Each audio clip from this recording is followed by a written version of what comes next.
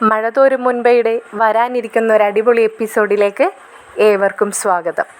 അലീനയോട് ചെയ്ത ക്രൂരതകളൊക്കെ ഒരല്പം കൂടിപ്പോയെന്നുള്ള ബോധോദയം വരികയായിരുന്നു സ്റ്റാൻലിയുടെ അനിയന്മാർക്ക്. അവരത് പരസ്പരം പറയുന്നുണ്ട്. ഇനിയിപ്പോൾ എങ്ങനെയാണ് അലീനയുടെ മുഖത്ത് നോക്കി സംസാരിക്കുക, വല്ലാത്തൊരു ചമ്മൽ തോന്നുന്നുണ്ടെന്നൊക്കെ അവർ പരസ്പരം പറഞ്ഞുകൊണ്ടിരിക്കുകയാണ്. ഇതേ സമയം വത്സലയും ആൻസിയും താഴേക്ക് തന്നെ പോയിട്ടുണ്ടായിരുന്നു. ചാച്ചനെ കണ്ടപ്പോൾ ചാച്ചൻ അവരോട് ചോദിക്കുന്നുണ്ടായിരുന്നു, എന്താടി രാവിലെ തന്നെ കെട്ടിയന്മാരൊപ്പം എഴുന്നള്ളിയതെന്നൊക്കെ. അപ്പോൾ വത്സല പറയുന്നുണ്ട്, ഒന്നുമില്ല ചാച്ച, ഇന്നലെ വന്നപ്പോഴേ അലീനയ്ക്ക് എന്തൊക്കെയോ ദോഷങ്ങൾ അവർ ചെയ്തു വെച്ചു എന്നൊക്കെ പറഞ്ഞിട്ട് ഇപ്പോൾ വല്ലാത്ത കുറ്റബോധം, അതൊന്ന് തിരുത്തണം എന്ന് പറഞ്ഞിട്ട് ഇന്നലെ റോബർട്ട് വിളിച്ചിട്ടുണ്ടായിരുന്നു.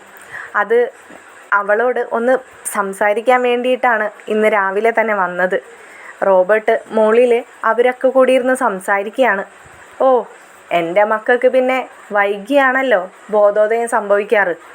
ഇന്നലെ ഞാൻ പറഞ്ഞതാ വായ പൂട്ടി അവിടെ മിണ്ടാതിരിക്കടാന്ന്.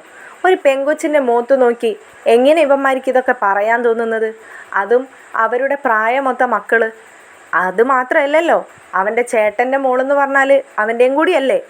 എന്നിട്ട് അവനിക്കൊക്കെ ഇങ്ങനെയൊക്കെ സംസാരിക്കാൻ പഠിച്ചതെന്നാ എനിക്ക് മനസ്സിലാവാത്തതെന്നൊക്കെ ഔതുകുട്ടിച്ചായൻ പറയുന്നുണ്ട്. എന്നാ പറയാനാ ചാച്ച, ഞങ്ങളോടും അതേ വിലക്ക് തന്നെ വെച്ചിരിക്കുകയായിരുന്നു. എന്നിട്ടിപ്പോൾ കുറ്റം മുഴുവൻ ഞങ്ങൾക്കാ. അവരങ്ങനെയൊക്കെ തീരുമാനിച്ചപ്പോൾ അതിനൊന്നും എതിർത്തില്ലെന്ന്, അവർക്ക് നല്ല ബുദ്ധി പറഞ്ഞു കൊടുത്തില്ലെന്ന്, എല്ലാത്തിനും കൂട്ടുനിന്നുവെന്ന്. എന്തൊക്കെയാ ചാച്ചൻ്റെ മക്കൾ പറയുന്നേ? കേട്ട് കഴിഞ്ഞാലുണ്ടല്ലോ ഭാര്യമാരെ വാക്ക് മാത്രം അനുസരിക്കുന്ന മക്കളാണെന്നാണ് തോന്നുക. എന്നിട്ട് അലീന കൊച്ചെന്തേടി? അവള് റാണിമോളുടെ മുറിയിൽ തന്നെയാണെന്ന് തോന്നുന്നു. ഓ, അതിന് പുറത്തിറങ്ങി നിങ്ങളുടെയൊക്കെ മോന്ത കണ്ടിട്ട് എന്ത് കാര്യം? ഒരാൾ മുഖത്ത് നോക്കി ചിരിക്കത്തുമില്ല, ആ കൊച്ചിനോടൊട്ടും ഒരു വാക്ക് സംസാരിക്കത്തുമില്ല. അപ്പം അതിനും തോന്നിക്കാണും, എത്ര വന്നാലും റാണി കൊച്ചിന് ബുദ്ധിയും ബോധവും ഇല്ലാത്ത പോലെ ഇരിക്കുകയാണല്ലോ, അപ്പോൾ പിന്നെ അതായിരിക്കും നല്ലതെന്ന്. ഇതേ സമയത്തായിരുന്നു അലീന പുറത്തേക്ക് വരുന്നത്. ഇവരെ കണ്ടപ്പോഴേ അലീന മുഖത്ത് നോക്കി ചിരിച്ചിട്ടൊക്കെയാണ് വരുന്നത്. അവൾക്ക് അവളോട് കാണിച്ചതിൻ്റേതായിട്ടുള്ള ഒരു വിദ്വേഷവും അവളുടെ മുഖത്തുണ്ടായിരുന്നില്ല. അത് കാണുമ്പോൾ തന്നെ വത്സലയ്ക്കും അനിക്കും വളരെ സന്തോഷം തോന്നുകയാണ്. അലീന അവരോടായിട്ട് എപ്പോൾ വന്നു എന്നൊക്കെ ചോദിക്കുന്നുണ്ട്. തിരിച്ചവരും റാണിക്കൊച്ച് ഉറങ്ങിയാന്നൊക്കെ ചോദിക്കുന്നുണ്ട്. അപ്പോൾ അലീന പറയുന്നുണ്ട്, രാവിലേക്കലത്തെ മെഡിസിൻ കഴിച്ചതിന് ശേഷം ഒരു മയക്കുണ്ടെന്ന് തോന്നണു അല്ലേ, ആൾ കിടന്ന് ഉറക്കം വരുന്നു എന്ന് പറഞ്ഞിട്ട് കിടന്നുറങ്ങിയായിരുന്നു എന്നൊക്കെ പറയുന്നുണ്ട്. അപ്പോൾ അലീന അവരോട് പറഞ്ഞു കൊടുക്കുകയാണ്, ഇങ്ങനെയൊന്നും ചെയ്യരുത്, അവരെ എപ്പോഴും പുറത്തൊക്കെ കൊണ്ടുപോകണം, എന്നാലേ അവർ റിക്കവറായി വരുള്ളൂ, മെഡിസിൻ കൊണ്ട് മാത്രം ഇങ്ങനെയുള്ള അസുഖങ്ങളൊന്നും മാറത്തില്ല എന്നൊക്കെ അലീന വളരെ വിവരം ഉള്ള ഒരാൾക്കാരെ പോലെ സംസാരിക്കുന്നത് കേട്ടിട്ട് അവർക്ക് അതിശയം തോന്നുകയാണ്. ഇങ്ങനെയുള്ള കാര്യങ്ങളൊക്കെ എങ്ങനെയാണ് ഈ കുട്ടിക്ക് അറിയുന്നതെന്നൊക്കെ. അപ്പോൾ അലീന അവരോട് വിശദമായിട്ട് പറയുന്നുണ്ട്, അവൾ നിന്ന് ഓർഫനേജിൽ ഇങ്ങനെയുള്ളവരൊക്കെ ഉണ്ടായിരുന്നു, പിന്നീട് ഓരോരോ പ്രശ്നങ്ങൾ വന്നപ്പോഴും അവരെ നോക്കാനുള്ള സാമ്പത്തികം ഇല്ലാതെ ആയപ്പോഴും ഒക്കെയാണ് മാറ്റിയത്, അങ്ങനെയുള്ളവരെ നോക്കി എനിക്ക് പരിചയമുണ്ടെന്നൊക്കെ തൻ്റേതായ കാര്യങ്ങളൊക്കെ പറയുന്നത് കേട്ടിട്ട് വത്സലയുടെ കണ്ണുകളൊക്കെ നിറയുന്നുണ്ട് കേട്ടോ. എന്താണെന്ന് വെച്ചാൽ അലീനയുടെ പ്രായത്തിലുള്ള ഒരു മകൾ അവർക്കും ഉണ്ട്. അവൾക്ക് മര്യാദക്ക് ഒരു പ്ലേറ്റ് പോലും കഴുകാൻ അറിയത്തില്ല. അപ്പോൾ രണ്ട് കുട്ടികളും വളർന്ന സാഹചര്യങ്ങളൊക്കെ വത്സല ചിന്തിക്കുകയാണ്. അവരുടെ മകളായ സാന്ദ്രയെ പോലെ തന്നെയാണല്ലോ അലീനയും. അത്രയും എന്താ പറയുക, എല്ലാ സൗകര്യങ്ങളും സൗഭാഗ്യത്തോടും കൂടി വളരേണ്ട കുട്ടിയാണ്. ഈ ഓർഫനേജിൽ വയ്യാത്തവരെയും പാവപ്പെട്ട കുട്ടികളെയും ഒക്കെ നോക്കി ഈ 23 വർഷം അവളെ ജന്മത്തിൻ്റെ പകുതിയോളം അവൾ തീർത്തതല്ലോ എന്നൊക്കെ ആലോചിച്ചിട്ട് ഒരമ്മയായ വത്സലയ്ക്ക് വല്ലാത്ത വിഷമം തോന്നുന്നുണ്ട്. ആൻസിയുടെയും കണ്ണുകളൊക്കെ നിറയുന്നുണ്ട്. അവരപ്പോൾ അലീനയോട് അവിടുത്തെ വിശേഷങ്ങളൊക്കെ ചോദിക്കുന്നുണ്ട്. അലീന എല്ലാതും ഒന്നും പറയുന്നില്ലെങ്കിലും അവർ ചോദിച്ചതിൻ്റേതായിട്ടുള്ള സന്തോഷത്തിൽ അവൾ കുറച്ച് കാര്യങ്ങളൊക്കെ പറയുകയാണ്. ബ്രിജിത മമ്മിയെക്കുറിച്ചിട്ടും രേവതിക്കുട്ടിയെ കുറിച്ചിട്ടും ചിന്നുമോളെ കുറിച്ചിട്ടും ഒക്കെ. അപ്പോൾ ചിന്നുമോൾക്ക് 4 വയസ്സാണ് പ്രായം. അവളിപ്പോൾ ഞങ്ങൾ മറ്റൊരു ഓർഫനേജിലാക്കിയിരിക്കുകയാണ്. അവളുടെ കാര്യത്തിൽ കുറച്ച് കോംപ്ലിക്കേറ്റഡ് ആണ്. അവളെ വേറൊരു മദറിൻ്റെ അനുവാദമില്ലാതെ അവളെ മറ്റൊരാൾക്കും അഡോപ്റ്റ് ചെയ്യാനുള്ള അവകാശമൊന്നുമില്ല എന്നൊക്കെ പറയുന്നുണ്ട്. അപ്പോൾ അവളുടെ കാര്യങ്ങൾ ഇവരെടുത്തെടുത്ത് ചോദിക്കുകയാണ് കേട്ടോ. അപ്പോൾ 4 വയസ്സല്ലേ ഉള്ളൂ, എത്രത്തോളം വിഷമം ഉണ്ടാവില്ലേ നിങ്ങളും കൂടിയൊക്കെ പോന്നപ്പോൾ മറ്റൊരു സ്ഥലത്ത് ആ കുട്ടി. വല്ലാത്തൊരവസ്ഥ തന്നെ എന്നൊക്കെ ആൻസി പറയുന്നുണ്ട്. ഇതൊക്കെ കേൾക്കുമ്പോൾ ചാച്ചൻ തൻ്റെ നമ്മൾ പണ്ടുപേക്ഷിച്ച റാണിമോളുടെ ആ കുഞ്ഞിനെ കുറിച്ചൊക്കെ ചാച്ചനും ചിന്തിച്ച് പോവുകയാണ്. അപ്പോൾ ചാച്ചൻ ഇതേ സമയം അവിടെ നിന്നും മാറുകയാണ്. കാരണം ചാച്ചൻ ഇതൊക്കെ കേൾക്കാനുള്ളൊരു മനക്കരുത്തില്ലാത്തതുപോലെ തന്നെ. അതേ സമയത്താണ് അലീനയുടെ പപ്പയുടെ സഹോദരന്മാർ മുകളിൽ നിന്നും താഴേക്ക് വരുന്നത്. ആൽബർട്ടും റോബർട്ടും ഔസേപ്പച്ചനൊക്കെ മുകളിൽ നിന്ന് ഇറങ്ങി വരുന്നുണ്ട്.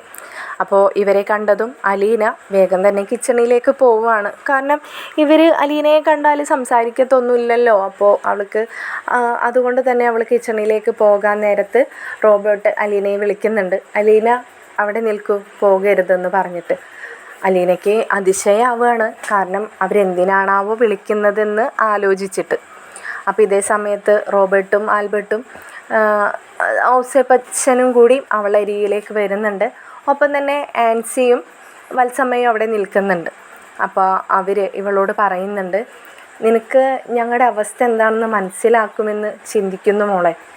വേറൊന്നുമല്ല, എന്താണെന്ന് വെച്ചാൽ പെട്ടെന്നൊരു പെൺകുട്ടി, ഞങ്ങൾ മുൻപ് കണ്ടിട്ടില്ല, ഇങ്ങനെ ഒരാളെക്കുറിച്ച് കേട്ടിട്ട് പോലുമില്ല. കേട്ടിരുന്നെങ്കിൽ ഒരു പക്ഷേ ഞങ്ങളൊക്കെ കാണാനെങ്കിലും ഒന്ന് ശ്രമിക്കുമായിരുന്നു. അങ്ങനെ ഒരാളെക്കുറിച്ചിട്ട് 23 വർഷം ഇത്രയും കാലം ഞങ്ങൾ അറിയാത്ത ഒരാളെക്കുറിച്ചിട്ട് പറയുമ്പോൾ ഞങ്ങൾ എങ്ങനെയാണ് മോളെ കണ്ണും പൂട്ടി വിശ്വസിക്കുക? അതുകൊണ്ട് പറ്റിപ്പോയതാണ് നിന്നോട് ഞങ്ങൾ പറഞ്ഞതും ചെയ്തതുമായിട്ടുള്ളതൊക്കെ. നിൻ്റെ മനസ്സിലൊന്നും വെക്കരുത് കേട്ടോ എന്നൊക്കെ ഔസേപ്പ് വളരെ താഴ്മയായിട്ട് തന്നെ അലീനയോട് ഇങ്ങനെ പറഞ്ഞുകൊണ്ട് നിൽക്കുകയാണ്. അലീനയുടെ കണ്ണുകളൊക്കെ നിറയുന്നുണ്ട്. സങ്കടം കൊണ്ടല്ല കേട്ടോ, സന്തോഷം കൊണ്ട് തന്നെയാണ്. കാരണം വൈജയന്തിയുടെ വീട്ടിൽ വന്നിട്ട് അവൾ ഒരുപാട് നാൾ പലരിൽ നിന്നും ഒരുപാട് ക്രൂരതകൾ അവൾ അനുഭവിച്ചിട്ടുണ്ട്. അമ്മയിൽ നിന്നും സഹോദരങ്ങളിൽ നിന്നും ഒക്കെ. ആകെ ഒരു സപ്പോർട്ടുണ്ടായത് ബാലചന്ദ്രനും കൃഷ്ണമോളും മാത്രമാണല്ലോ. ബാക്കി എല്ലാവരും അവൾക്കെതിരായിരുന്നു, മനു ഒഴിച്ച്. അപ്പോൾ അവൾക്ക് പെട്ടെന്ന് ഒരു ദിവസം കൊണ്ട് തന്നെ എല്ലാവരും തന്നെ മനസ്സിലാക്കിയതാണോ, അല്ലെങ്കിൽ പോട്ടെ തന്നോട് ഒരു നല്ല വാക്ക് സംസാരിക്കാൻ അവർക്കൊക്കെ തോന്നിയല്ലോ എന്നൊക്കെ ആലോചിച്ചിട്ട് അലീനയുടെ കണ്ണുകളൊക്കെ നിറയുന്നുണ്ട്. ഇത് കാണുമ്പോൾ റോബർട്ട് പറയുന്നുണ്ട്, മോൾ കരയരുത്, മോളുടെ പപ്പ അറിഞ്ഞാൽ ചിലപ്പോൾ ഞങ്ങളെയൊക്കെ വല്ലാതെ ഹേർട്ട് ചെയ്യും. അദ്ദേഹത്തിൻ്റെ മുഖത്ത് നോക്കിപ്പോലും ഞങ്ങൾ ഇന്നേ വരെ അരുത് എന്നൊരു വാക്ക് പറഞ്ഞിട്ടില്ല. അങ്ങനെയുള്ള ആളുടെ മകൾ വന്നപ്പോൾ ഞങ്ങൾക്ക് ഇങ്ങനെയൊക്കെ സംസാരിക്കേണ്ടി വന്നതിൽ മോൾ ഒന്നും മനസ്സിൽ വെക്കരുത്, ഞങ്ങളുടെയൊക്കെ അറിവില്ലായ്മയായിട്ട് തന്നെ കണക്കാക്കണം എന്നൊക്കെ മാപ്പ് അപേക്ഷിക്കുന്ന പോലെ തന്നെ അവർ പറയാണ്. ഇത് കേൾക്കുന്ന ഉതുക്കുട്ടിച്ചായം പറയുന്നുണ്ട്, ഓ എൻ്റെ മക്കൾക്ക് ബോധോദയം വന്നല്ലോ, ഇപ്പോഴെങ്കിലും അവളോട് 2 വാക്ക് നല്ല വാക്ക് പറയാൻ നിനക്കൊക്കെ തോന്നിയല്ലോടാ എന്നൊക്കെ പറയുകയാണ്. അപ്പോൾ അവർ പറയുന്നുണ്ട്, ചാച്ചാ ഒന്നും മിണ്ടാതിരിക്കേ, ഞങ്ങൾക്ക് പറ്റിപ്പോയ തെറ്റ് ഞങ്ങൾ ആ കൊച്ചിൻ്റെ അടുത്തൊന്ന് പറഞ്ഞു തീർത്തോട്ടെ എന്ന്. അപ്പോൾ അലീന പറയുകയാണ്, ദൈവത്തെ ഓർത്ത് എന്നെ നിങ്ങളിങ്ങനെ ചെറുതാക്കരുത്, ഞാൻ ഒന്നും മനസ്സിൽ വെച്ചിട്ടില്ല, ഇതും ഇതിനപ്പുറവും അനുഭവിച്ചിട്ടുള്ള ആളാണ് ഈ അലീന. നിങ്ങൾക്ക് എന്നെക്കുറിച്ച് അറിയാൻ വയ്യാത്തതുകൊണ്ടാണ് നിങ്ങളിതൊക്കെ എന്നോട് പറയുന്നത്. ഇതൊന്നും എന്നെ സംബന്ധിച്ച് വലിയൊരു കാര്യമല്ല. അല്ലെങ്കിൽ തന്നെ നിങ്ങൾ എന്താ എന്നോട് ചെയ്തത്? എനിക്കൊപ്പം ഭക്ഷണം കഴിക്കാൻ നിങ്ങൾക്ക് താല്പര്യമില്ല, എന്നോടൊപ്പം ഞാൻ നിൽക്കുന്ന വീട്ടിൽ നിങ്ങൾക്ക് നിൽക്കാൻ താല്പര്യമില്ലെന്നല്ലേ നിങ്ങൾ പറഞ്ഞുള്ളൂ, അല്ലാതെ എന്നെ മറ്റൊന്നും പറഞ്ഞില്ലല്ലോ. പിന്നെ നിങ്ങൾ പറഞ്ഞ സ്വത്തും പണവും, സത്യം പറഞ്ഞാൽ ഇവിടെ എന്ത് സ്വത്തുണ്ടെന്നോ പണമുണ്ടെന്നോ ഒന്നും എനിക്കറിയില്ല. അതുമാത്രമല്ല, എന്നെ സംബന്ധിച്ച് ഈ സ്വത്തും പണവും ഒന്നും വലിയ കാര്യമായിട്ട് ഞാൻ കണ്ടിട്ടുമില്ല. ഈ സ്വത്തും പണവും ഉള്ളവരൊക്കെ ഉപേക്ഷിച്ച് കൊണ്ടുവന്നാക്കിയ മക്കളെയും അല്ലെങ്കിൽ അമ്മമാരെയും അച്ഛന്മാരെയും ഒക്കെ നോക്കിക്കൊണ്ട് നടന്നിട്ടുള്ള ഒരാളാണ് ഞാൻ. അങ്ങനെയുള്ള എനിക്ക് ഈ സ്വത്തും പണവും ഒക്കെ വലിയ കാര്യമായിട്ട് ഞാൻ ഇതുവരെയും ചിന്തിക്കുന്നേ പോലുമില്ല. നിങ്ങൾ ആ പറഞ്ഞ വാക്കിൽ മാത്രമേ എനിക്ക് അതിശയം, വിഷമം എന്ന് പറയാൻ പറ്റില്ല. നിങ്ങൾ എന്തുദ്ദേശിച്ചിട്ടാണ് അത് പറഞ്ഞതെന്ന് പോലും എനിക്ക് മനസ്സിലാവുന്നുണ്ടായിരുന്നില്ല എന്നൊക്കെ അലീന പറയുന്നത് കേട്ടിട്ട് ഇവർ തന്നെ അതിശയിച്ചു പോവുകയാണ്. കാരണം ഒരാളെ ഇൻസൾട്ട് ചെയ്യാൻ പറ്റുന്നതിൻ്റെ മാക്സിമം ഇവർ അലീനയോട് അന്ന് കാണിച്ചിട്ടുണ്ടായിരുന്നു. ഭക്ഷണം പ്ലേറ്റിൽ ഭക്ഷണം എടുത്ത് ടേബിളിൽ ഇരിക്കാൻ വരുന്ന ഒരാളോട് അവിടെ ഇരിക്കരുത്, നീ ഇരുന്നാൽ ഞങ്ങളാരും ഇവിടെ ഇരുന്ന് ഭക്ഷണം കഴിക്കില്ല എന്നൊക്കെ ഒരാളുടെ മുഖത്ത് നോക്കി ഇൻസൾട്ട് ചെയ്യുന്നതിനപ്പുറത്തേക്ക് എന്താണ് അല്ലേ ഒരാളെ ഇൻസൾട്ട് ചെയ്യാൻ പറ്റുക? ഒരു ഭക്ഷണത്തിന് മുമ്പിൽ നിന്ന് എഴുന്നേൽപ്പിച്ച് വിടുന്നതിന് അപ്പുറത്തേക്ക് ഒരു അപമാനം ഒരാളുടെ ജീവിതത്തിൽ എന്തായിരിക്കും എന്നൊക്കെ ഇവർ തന്നെ ചിന്തിക്കുകയാണ് കേട്ടോ. ഇവർ ചെയ്തു പോയത് അത്ര വലിയ തെറ്റാണല്ലോ എന്നൊക്കെ ഇവർ തന്നെ ചിന്തിക്കുകയാണ്. പക്ഷേ നമ്മുടെ കഥാനായികയായ അലീനയുടെ മുമ്പിൽ അതൊക്കെ നിസ്സാരമാണ് അല്ലേ. അവൾ തൻ്റെ അമ്മയുടെ വീട്ടിൽ നിന്ന് തന്നെ അനുഭവിച്ച് പോന്നതിൻ്റെ 10 പോലും ആയിട്ടില്ല അവൾക്ക് അച്ഛൻ്റെ വീട്ടിൽ വന്നിട്ട്. അവളെ സംബന്ധിച്ച് അത് വളരെ നിസ്സാരമാണ്.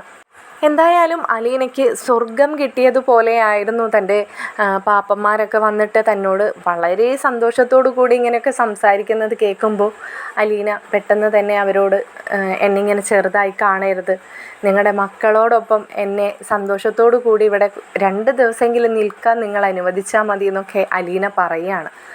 ഇത് കേൾക്കുമ്പോൾ റോബർട്ട് പറയുന്നുണ്ട് കേട്ടോ, നീ പോവരുത്, നിൻ്റെ പപ്പയോട് പറഞ്ഞിട്ട് നിന്നെ ഇവിടെ നിർത്താനാണ് ഞങ്ങൾ ഉദ്ദേശിക്കുന്നതെന്ന്. അപ്പോൾ അലീന പറയുന്നുണ്ട്, അങ്ങനെ ഒരു തീരുമാനമൊന്നും ആരും എടുക്കരുത്. എന്നെ ഇവിടേക്ക് അയച്ചിരിക്കുന്നത് എൻ്റെ അച്ഛനാണ്. അദ്ദേഹം എന്നെ എൻ്റെ പപ്പയുടെ കൂടെ നിൽക്കാൻ വേണ്ടിയിട്ടാണ് എന്നെ ഇവിടെ കൊണ്ടുവന്ന് ആക്കിയിട്ട് പോയത്. അദ്ദേഹം എന്നെ കൈയൊഴിഞ്ഞ് അവസാനിപ്പിച്ച് കൊണ്ടുവന്ന് വിട്ടതല്ല. നിങ്ങൾ ഇന്നലെ പറഞ്ഞതുപോലെ അയാൾക്ക് മതിയായപ്പോൾ അയാൾ കൊണ്ടുവന്ന് തള്ളി കളഞ്ഞു പോയതല്ല എൻ്റെ അച്ഛനാണത്. നിങ്ങൾക്ക് ആർക്കും മനസ്സിലാവില്ല അത്, ഞാനും എൻ്റെ അച്ഛനും തമ്മിലുള്ള ബന്ധം എന്നൊക്കെ പറയുമ്പോഴേക്കും അലീനയുടെ കണ്ണുകളൊക്കെ നിറയുന്നുണ്ട്. ഇത് കാണുമ്പോൾ ആൻസി വന്നിട്ട് അവളെ സമാധാനിപ്പിക്കുന്നുണ്ട്. അപ്പോൾ ആൻസിയോട് അവൾ പറയുന്നുണ്ട്, ഇല്ല ആൻറ്റി, ഞാൻ കരഞ്ഞതല്ല, ഞാൻ എന്നെക്കുറിച്ച് നിങ്ങളോട് പറഞ്ഞതാണ്. എന്നെ ഇവിടെ തളച്ചിടാൻ നിങ്ങൾ ശ്രമിക്കരുത്. എന്നോട് പപ്പ പറയുകയാണ് ഇവിടെ നിൽക്കണമെന്ന്, എങ്കിലും ഞാനിവിടെ നിൽക്കാൻ തയ്യാറാണ്. പക്ഷേ എൻ്റെ ഇഷ്ടത്തിന് ഞാൻ എവിടേക്കും നിൽക്കാൻ തയ്യാറല്ല. കാരണം എൻ്റെ അച്ഛൻ അയച്ചത് എൻ്റെ പപ്പയുടെ കൂടെ നിൽക്കാനാണ്. അത് കഴിഞ്ഞ് പെട്ടെന്ന് തന്നെ കണ്ണുകളൊക്കെ തുടച്ചിട്ട് അലീന ആൻസിയോട് ചോദിക്കുകയാണ്, ആൻറ്റി ഉറക്കമുണരുമ്പോൾ എന്താ ആൻറ്റി കഴിക്കാറ്? റാണി ആൻറ്റിക്ക് കൊടുക്കാനായിട്ട് ഞാൻ എന്തെങ്കിലും റെഡിയാക്കി വെക്കാൻ വേണ്ടിയിട്ടാണെന്നൊക്കെ പറയുമ്പോൾ നമ്മുടെ ആൻസി പറയുന്നുണ്ട്, എന്തെങ്കിലും ഒരു ഫ്രൂട്ട്സ് എടുത്ത് ജ്യൂസ് അടിച്ച് വെച്ചാൽ മതി. ജ്യൂസൊക്കെ ചിലപ്പോൾ പുള്ളിക്കാരി ചോദിക്കുക, അതും ചിലപ്പോൾ കുടിക്കണം എന്നൊന്നുമില്ല കേട്ടോ, വെറുതെ ചോദിക്കുമെന്ന് മാത്രം എന്ന് പറയുമ്പോഴേക്കും അലീന കിച്ചണിലേക്ക് പോവുകയാണ്. ഇത് കാണുമ്പോൾ ആൻസി പറയുന്നുണ്ട്, വല്ലാത്തൊരു പെങ്കൊച്ച് തന്നെയാണ് കേട്ടോ. എന്താണെന്ന് വെച്ചാൽ ഒരു പണിയെടുക്കാനൊന്നും അതിനൊരു മടിയില്ല. നമ്മളാരെങ്കിലും എന്തെങ്കിലും പറഞ്ഞാൽ പോലും അതൊന്നും അവളെ സംബന്ധിച്ച് അവളെ അല്ല എന്നുള്ളൊരു ഭാവമാണ്. എങ്ങനെയാണ് മനുഷ്യന്മാർക്ക് ഇങ്ങനെയൊക്കെ കഴിയാമെന്ന് അവർ തന്നെ സംസാരിച്ചു കൊണ്ട് നിൽക്കുകയാണ്. ഇനി എന്തായാലും എല്ലാവരും വൈകുന്നേരം പോയാൽ മതി, നമുക്ക് ഉച്ചയ്ക്ക് ഫുഡൊക്കെ ഇവിടെ റെഡിയാക്കാമെന്ന് പറഞ്ഞിട്ട് ആൻസിയും വത്സമ്മയും കൂടി കിച്ചണിലേക്ക് പോവുകയാണ്. അപ്പോൾ ആണുങ്ങളെല്ലാവരും കൂടി അവിടെ സോഫയിൽ തന്നെ ഇരുന്ന് സംസാരിക്കുകയാണ്. അപ്പോൾ ഔസേപ്പച്ചായൻ ചാച്ചനെ കൂടി അവിടേക്ക് വിളിച്ചിരുത്തുന്നുണ്ട്. അപ്പോൾ ചാച്ചനോടായിട്ട് അവർ പറയുന്നുണ്ട്, ചാച്ച ഇന്ന് നമ്മുടെ ലാലിച്ചായൻ വരുമ്പോഴേ ചാച്ചനൊന്ന് പറഞ്ഞേക്കണം നമ്മുടെ അലീനയെ ഇവിടെ നിർത്താനായിട്ട്. വേറൊന്നുമല്ല, റാണിമോളുടെ ചേഞ്ചൊക്കെ ചാച്ചനും കാണുന്നതല്ലേ. പിന്നെ അലീന വത്സമ്മയോടും നമ്മുടെ ആൻസിയോടും സംസാരിച്ചതും ചാച്ചൻ കേട്ടതല്ലേ. അവൾക്കേ അതിന് നല്ല വശമുണ്ട് നമ്മുടെ റാണിക്കൊച്ചിനെ കൊണ്ടു നടക്കാനായിട്ട്. അല്ലെങ്കിൽ തന്നെ ഇപ്പോൾ സ്റ്റാൻലി ചായൻ്റെ കൂടെ അലീനയെ പറഞ്ഞു വിട്ട് അവിടെ ആ പെങ്കൊച്ച് അവിടെ ആ പട്ടികളുടെ കൂടെ ചെന്ന് കിടന്നിട്ട് എന്ത് കാര്യമുണ്ടെന്നാ? അതിനൊരു നേരം പോക്ക് പോലും ഇല്ലല്ലോ. ഇവിടെ ആവുമ്പോൾ ഇപ്പോൾ അവൾ പറഞ്ഞത് കേട്ടില്ലേ, ആ കൊച്ചുങ്ങളുടെ കൂടെ കളിക്കാനും ആ കൊച്ചുങ്ങൾക്ക് ആയിട്ട് നേരം പോവാനും ഒക്കെയുള്ള അനുവാദം അവൾക്ക് കൊടുത്താൽ മതി എന്നൊക്കെ അവൾ അതൊക്കെയാണ് ആഗ്രഹിക്കുന്നത്. ഈ ലാലിച്ചായൻ്റെ കൂടെ പോയിട്ടുണ്ടെങ്കിൽ ആ കൊച്ച് ആ പട്ടികളുടെ ഒപ്പം കിടന്ന് മുരടിച്ചു പോവുള്ളൂ അവിടെ എന്നൊക്കെ ഔസേപ്പച്ചായൻ പറയുന്നുണ്ട്. അപ്പോൾ ഇത് കേൾക്കുന്ന ഔതുക്കുട്ടിച്ചായൻ അവരോട് പറയുന്നുണ്ട്, അപ്പോൾ എൻ്റെ 3 ആൺമക്കളും കൂടി ഇതായിരുന്നു മുകളിലുള്ള ചർച്ച അല്ലേടാ. അപ്പോൾ പെങ്ങളുടെ ജീവിതം സുരക്ഷിതമാക്കാനും പെങ്ങൾക്കൊരു ജീവിതത്തിലേക്ക് തിരിച്ചു കൊണ്ടുവരാനും നിങ്ങൾ കണ്ടെത്തിയ ആയുധമാണ് ഇപ്പോൾ അലീന. അല്ലാതെ ചേട്ടൻ്റെ മകളോട് തോന്നിയ സിമ്പതി സ്നേഹമൊന്നും അല്ല അല്ലേ? ചാച്ചൻ എന്നാത്തിനായി എഴുതാപ്പുറം വായിക്കുന്നത്? അങ്ങനെയൊന്നും ചിന്തിച്ചില്ല ചാച്ച. ആ കൊച്ചിൻ്റെ അടുത്ത് ഇന്നലെ പെരുമാറിയത് ഇത്തിരി ഓവറായി പോയിന്ന് പിന്നീട് റോബർട്ട് വിളിച്ചപ്പോഴും എനിക്കും തോന്നി. അപ്പോൾ അതൊന്ന് തിരുത്തണമെന്ന് തോന്നി. പിന്നെ ഇവിടെ വന്ന് റാണിക്കൊച്ചിനായിട്ടുള്ള ആ കൊച്ചിൻ്റെ അടുപ്പവും റാണിക്കൊച്ച് അവളുടെ അടുത്തുള്ള അനുസരണയൊക്കെ കണ്ടപ്പോൾ അവൾ ഒരു കൂട്ടുകാരിയെപ്പോലെ അവളുടെ കൂടെ ഉണ്ടെങ്കിൽ നല്ലതാണെന്ന് തോന്നി. അതൊന്ന് പറഞ്ഞു എന്ന് മാത്രം. ചാച്ചന് ഇഷ്ടമില്ലെങ്കിൽ വേണ്ട, ചാച്ചൻ പറഞ്ഞാലല്ലേ ലാലിച്ചായൻ കേൾക്കത്തുള്ളൂ. അതുകൊണ്ടാണ് ചാച്ചനോട് പറഞ്ഞതെന്ന് ഔസേപ്പച്ചായനും പറയുന്നുണ്ട്. ഈ സമയത്തായിരുന്നു ആൻസി കുട്ടികളോട് കുളിപ്പിച്ച് തരാമെന്ന് പറഞ്ഞ് അവരെ വിളിക്കുന്നത്. അപ്പോൾ റോബർട്ടിൻ്റെ മക്കളായ ജോൺ പോളും ദിയാമോളും കിടന്ന് ഓടുകയാണ്. മമ്മി ഞങ്ങളെ കുളിപ്പിച്ച് തരണ്ട, ഞങ്ങളെ അലീന ചേച്ചി കുളിപ്പിച്ചോളും എന്ന് പറഞ്ഞുകൊണ്ട്. ഇത് കേൾക്കുന്ന റോബർട്ടിനും ആൻസിക്കൊക്കെ അതിശയം തോന്നുകയാണ്. ഇത്ര പെട്ടെന്ന് അവർ അലീനയുമായിട്ട് അടുത്തു എന്ന് വത്സമ്മയ്ക്കും അതിശയം തോന്നി. കാരണം ഇവരങ്ങനെ പെട്ടെന്ന് ഇവരുടെ കാര്യങ്ങൾ മറ്റാരെക്കൊണ്ടും ചെയ്യിക്കാത്ത കുട്ടികളാണ്. ഇത്ര പെട്ടെന്ന് അലീനയ്ക്ക് അവരെ വളച്ചെടുക്കാൻ പറ്റിയോന്നൊക്കെയായിരുന്നു അവരുടെ അതിശയം. കിച്ചണിൽ എന്തോ ചെയ്തുകൊണ്ടിരിക്കുന്ന അലീനയുടെ കാലിൽ രണ്ടുപേരും ചെന്ന് കെട്ടിപ്പിടിച്ച് നിൽക്കുകയാണ്. ചേച്ചി ഞങ്ങളെ കുളിപ്പിച്ച് തരുമോ, മമ്മി കുളിപ്പിച്ച് തന്നാലേ പൊട്ടയാ ശരിയാവത്തില്ല എന്നൊക്കെ അവരിങ്ങനെ കൊഞ്ചിക്കൊണ്ട് പറയുന്നത് കേൾക്കുമ്പോൾ അലീന ആൻസിയെ നോക്കുകയാണ്. ആൻസി അപ്പോൾ കയ്യും കെട്ടി ചിരിച്ചുകൊണ്ട് ഇവരെ നോക്കി നിൽക്കുകയാണ്. അപ്പോൾ ഇവർ വീണ്ടും പറയുകയാണ്, ചേച്ചി പ്ലീസ് വായോ എന്ന് പറഞ്ഞുകൊണ്ട് കുട്ടികൾ അലീനയുടെ രണ്ട് കൈയിലും പിടിച്ച് വലിക്കാൻ തുടങ്ങി. അലീന സമ്മതം കിട്ടാൻ വേണ്ടിയിട്ട് ആൻസിയെ ഒന്ന് നോക്കി. ആൻസി ചിരിച്ചുകൊണ്ട് ചെല്ല് ചെല്ല് എന്ന് തലയാട്ടിക്കൊണ്ട് പറഞ്ഞു. ഇത് കാണുന്ന ഔസേപ്പച്ചായനും ആൽബർട്ടിനൊക്കെ അതിശയം തോന്നുകയാണ്. അവരപ്പോൾ പരസ്പരം സംസാരിച്ചുകൊണ്ടിരിക്കലേ തന്നെ ഇവർ പറയുകയാണ്, ഇവൾക്ക് എന്തെങ്കിലും മന്ത്രവിദ്യ ഉണ്ടോ?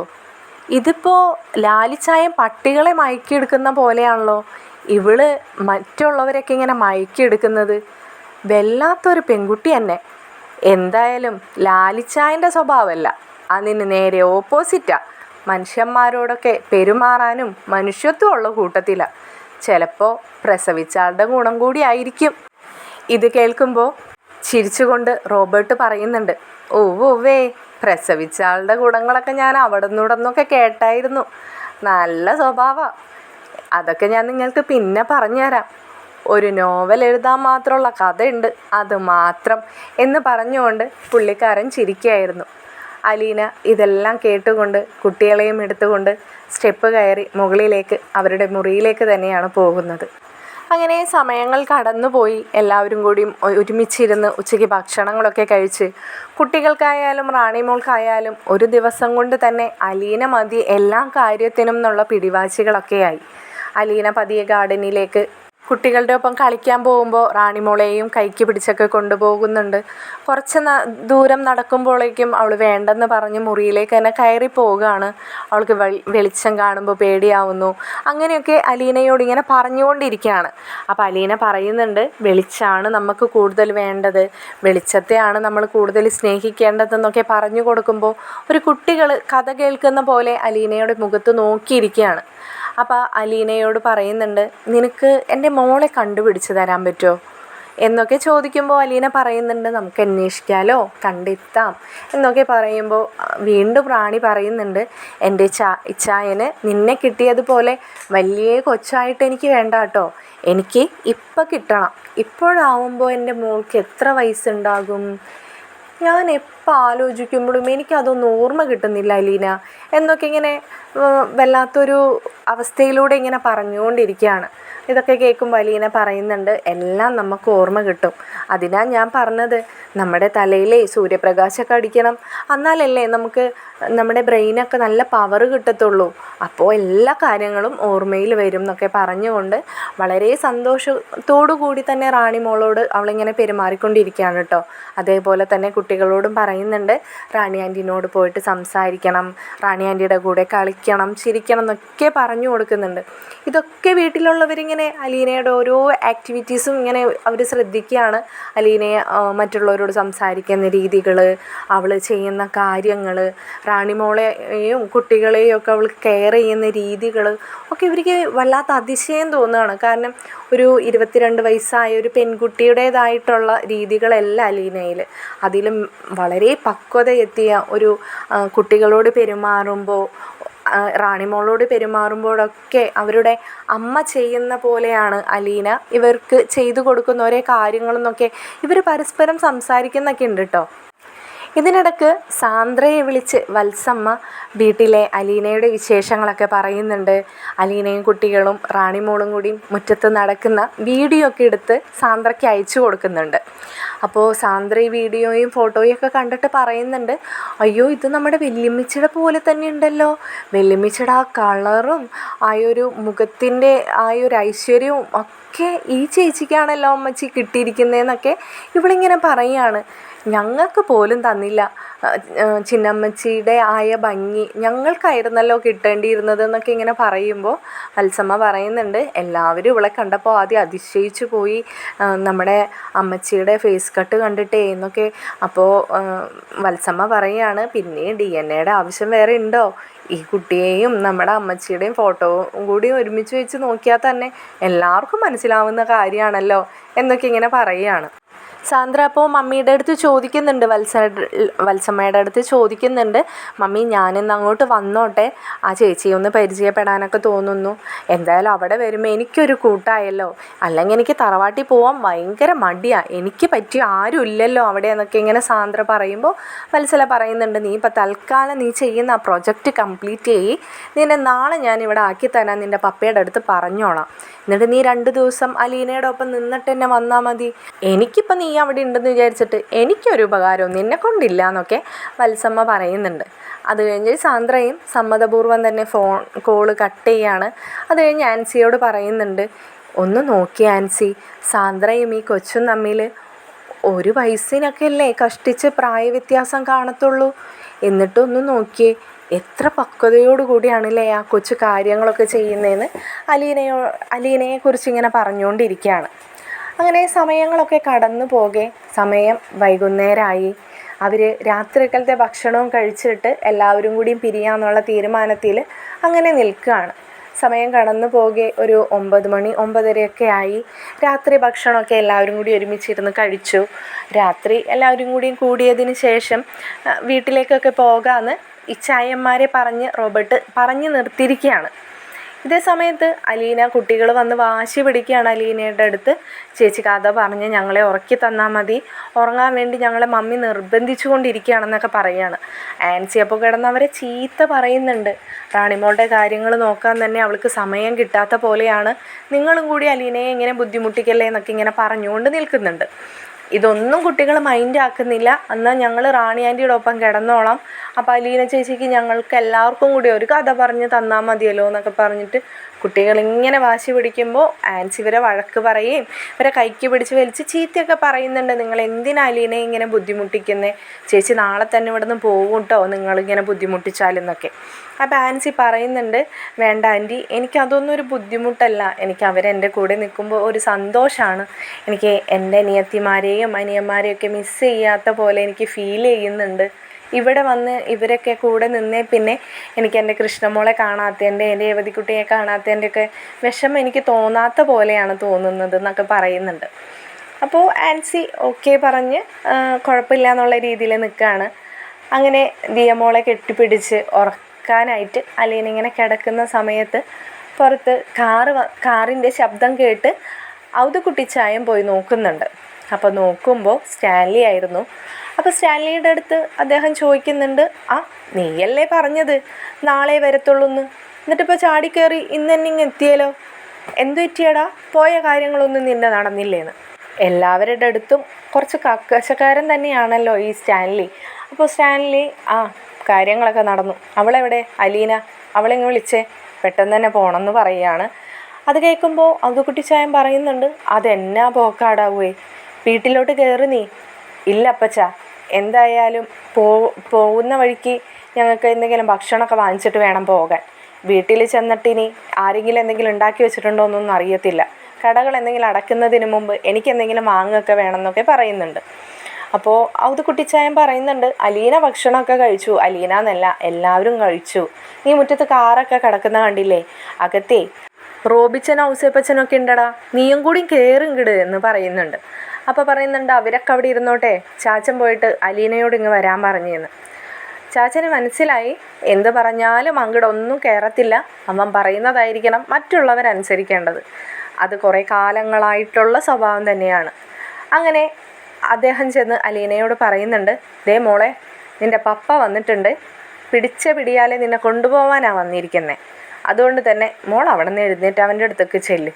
പോകാനാണ് വിളിക്കുന്നതെങ്കിൽ ആ കാറിൽ അങ്ങ് കയറിയിരുന്നേക്ക്. അവനെ റേഡിയോ ആണ്, നമ്മൾക്ക് ആർക്കും അങ്ങോട്ടൊന്നും പറയാൻ പറ്റത്തില്ല, അവൻ പറയുന്നത് മാത്രം കേട്ടിരിക്കണം എന്ന് അദ്ദേഹം കളിയാക്കിക്കൊണ്ട് പറയുന്നുണ്ട്.